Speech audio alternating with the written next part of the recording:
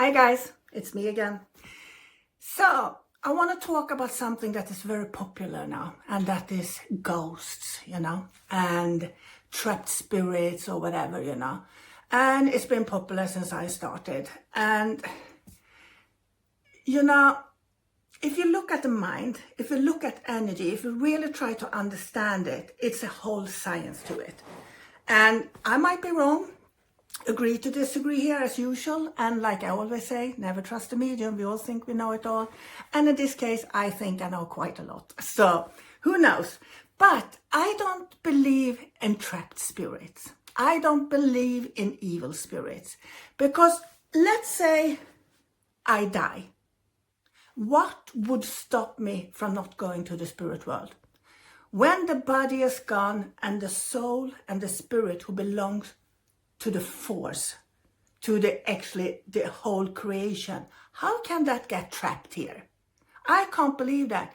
And what is more ironic, I believe, is that, let's say my husband is dying and he's trapped here and his soul can't go on where it come from, which I believe takes place automatically when someone dies.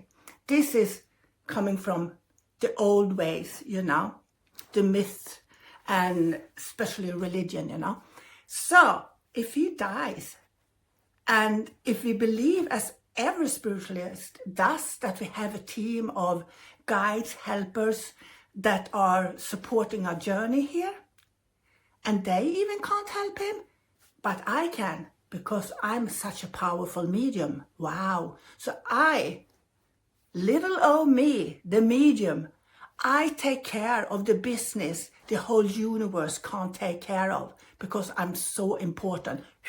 Into the light with you. I find it really insulting. But there are people who are visiting us, but I don't believe they are trapped. I think it is ridiculous. And can you believe, when you have me who's been working and been involved in this 30 plus years, when you have parents coming and they've been to mediums and they say, no, we have to help your son passing over because he is trapped. Or his accident was so damaging, so now he's in a hospital at the other side. For God's sake, wake up, The world when we die is not the physical world. It's not the earth, It's only the soul and the spirit that survives and goes on. Do you really think the soul needs a hospital on the other side? Do you really think the soul needs education on the other side? Well, that's something. But what I was thinking is that I go to school, and now I'm learning about the other hierarchies or whatever. I think we are quite small-minded when it comes to what's happened after we die, because I don't think anyone can understand it just. The only thing I understand after 30 plus years is that I know life goes on. But how?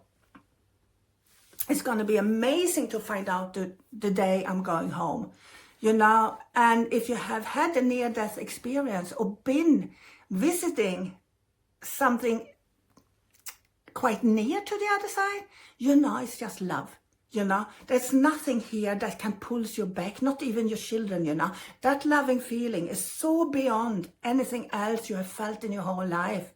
So, I think it is joy to go home. I think that's the place where you feel at home. And I also believe that some of us doesn't feel at home here on earth, because we're living with what I would say one foot on the other side and one here on the earth plane. So we don't really know where to belong. Our sensitivity is enormous and we're picking up things.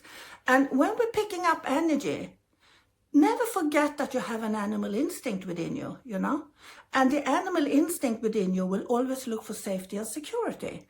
So how many of you have been scared of the dark? I was terrified when I grew up, Terrified. Of course, it goes quiet. My mind is settling down. And suddenly I become aware of my atmosphere around me. And if I had someone visiting me, I will feel something is not like it normally is. And then the animal instinct, flight or fight. Safety and security. What do? Well, I took my pillow, ran into my parents' double bed and threw myself in there between them. I said, I'm going to sleep here now. you know. I was so afraid of the dark.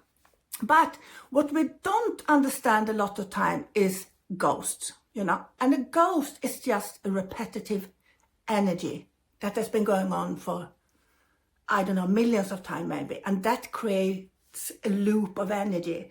And when we're picking up there, we might picking up something that has happened back in the days or whatever. So sometimes you might picking up, hypothetically here now, I can feel Queen Mary here now, blah, blah, blah, blah, blah. We know she lived here, yeah, and we can picking up a lot of things. It doesn't mean that she's actually there. Why would she have interest to talk to you? Are you that special? No, you're not that special. No one of us is more special than anybody else. We are just human beings with a sensitivity who can sense the energy. So I'll tell you a story. You know, back in my old house where I sat, I had a sofa like this. And behind me, I had my son's room. And he is about 10, 12 at this time, you know. And every day I go from here where I'm sitting to the right to my kitchen. And I go back and I sit there and I will watch my television. I do that walk.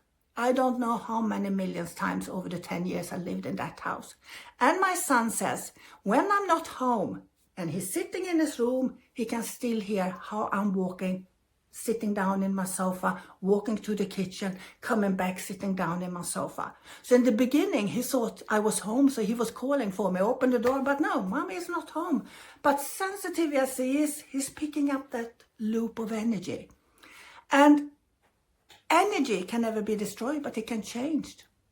So when you need a lot of tools, for example, to clean a space, you know, it's just to putting your mind in right frame, so to speak.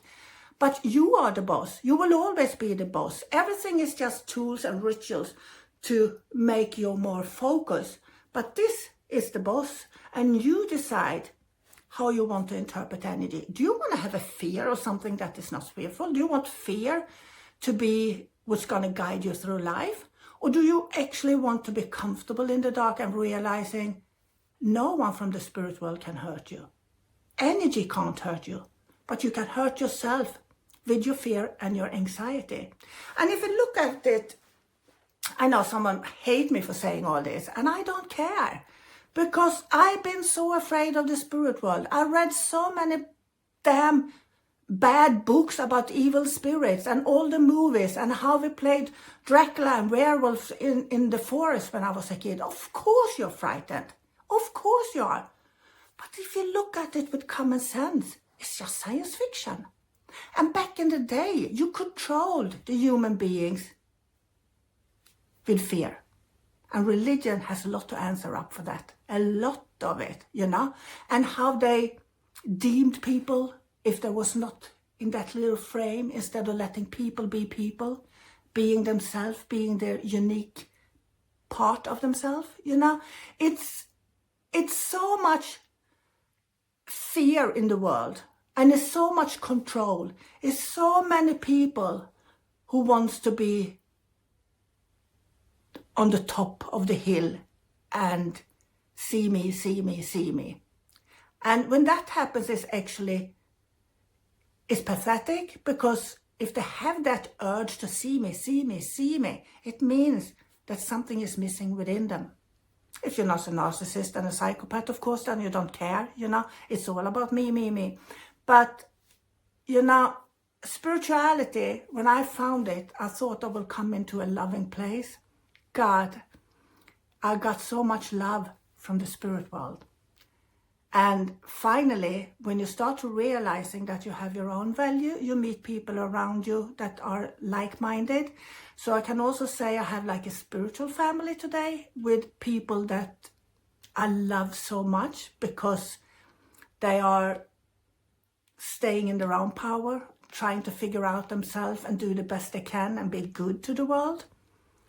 That for me is a spiritual person, not someone who's gonna backtrash you, backstab you, backtalk you, you know, and saying, I know it all, they are shitty people. If you have such a huge issue with other people, maybe when you're pointing one finger to them, look at the ones that are pointing back at yourself, you know, because we shouldn't be judgmental here. We should realize and I think that's what private sittings has done for me in my job, that when you read people, you see the soul and you see the spirit.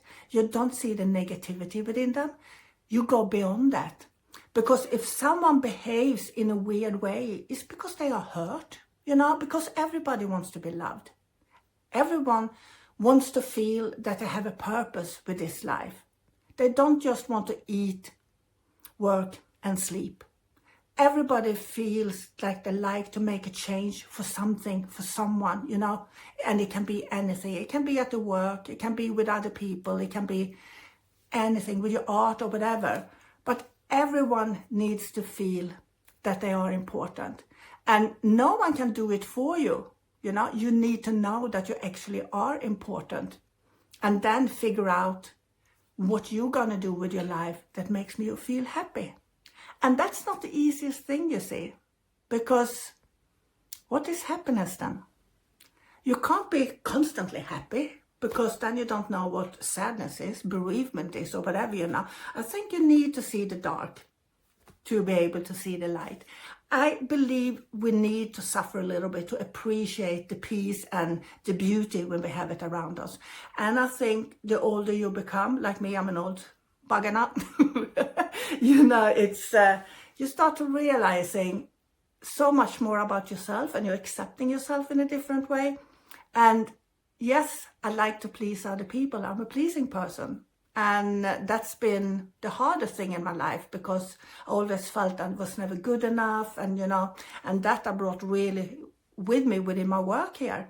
So it's taken quite a long time to realizing that, if people like you, it's a bonus. And if they don't, it's actually their problem. And sometimes I'm thinking about the old Gordon Higginson, when I read the book, when he visits Silverbirch, who is that's another story, but it's a medium going to trance, and he can speak to Silverbirch, which is his guide. And he was really distraught, if I remember it right, Gordon, and he was accused from other people, and he was not in a very good place. And he asked Silverbird what he was going to do. Silverbird, I can't even talk. And so he asked, what am I going to do about this? And the guy said, well, if you're not rattling the cases, you're not doing your job. And it was not him doing something nasty to anybody. He was just doing his job, and he got a lot of shit for it. And that's what you see in this business here in Sweden as well a lot. You're just doing your job. I never met a lot of people, and they still hate you, and they still have opinions about you. And back in the time, I actually took it on board, and I thought it was a little bit sad, and I thought, why don't they like me? They don't know me. Today, I'm thinking of Gordon's word that he got, and if I'm not rattling the cases, I'm not doing my job. So obviously I rattled something to make a reaction for someone who doesn't actually know me, to have so strong opinions about me. And today I take it as a compliment. And I think it's important for a really, really sensitive person, if you're out there, who's taking everything on board and you don't have self-value, be a little bit more selfish. Think a little bit more about yourself, because no one else is going to do it. And it's your life it's about, not anybody else's. So by that, see you next time. Bye.